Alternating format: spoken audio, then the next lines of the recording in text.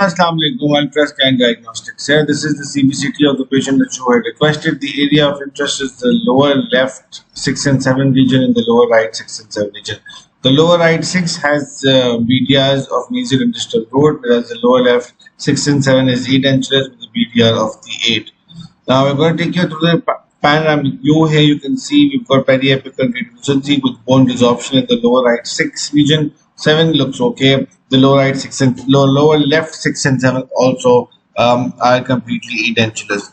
On the transaxial view, this is the mesial root. You can see a very clear periapical radiolucency, but just to measure the width of the ridge is 11 millimeters from the crest and approximately 12 millimeters from the crest to the inferior alveolar nerve. Now, if immediate implant placement needs to be done, we would highly not recommend it because of the periapical radiolucency, along with the fact that there is a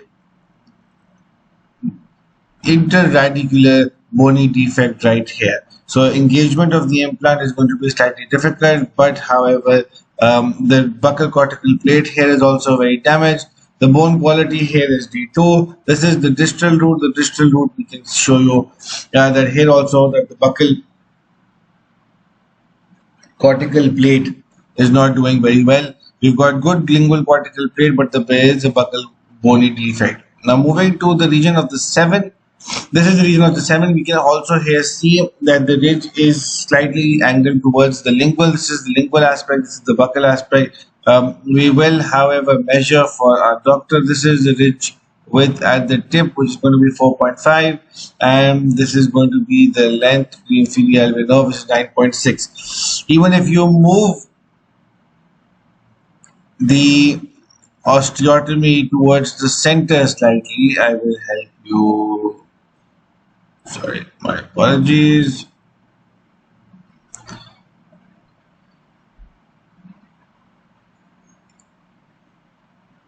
So if we move it to the center here, this is where you will do your osteotomy. It's 9.4 mm, but from here, if we measure the length, it is going to be very insufficient, and it is going to be 7.2.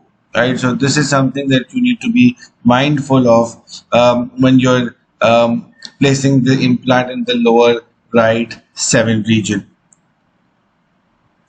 Now moving to the lower left 6 region. This is the lower left 6. This is absolutely perfect for implant placement. D2 quality of bone.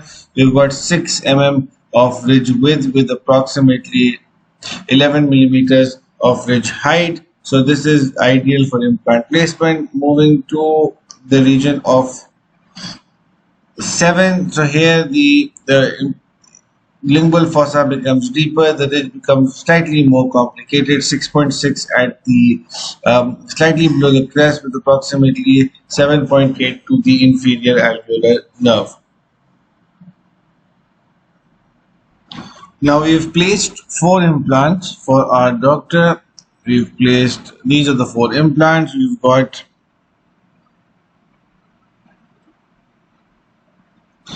a 4.5 7.3 in the lower right 7, a 5.010 in the lower right 6, a 4.5 8.5 in the lower left 6, and a 4.5 7.3 in the lower left 7.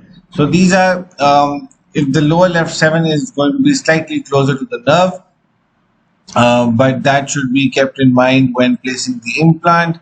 We'll show you that the tip is, we will advise that the implant be moved slightly lingually in order to prevent in order to prevent infiltration into the inferior alveolar nerve space, and at the same time it needs to be very controlled not to perforate the lingual cortical plate.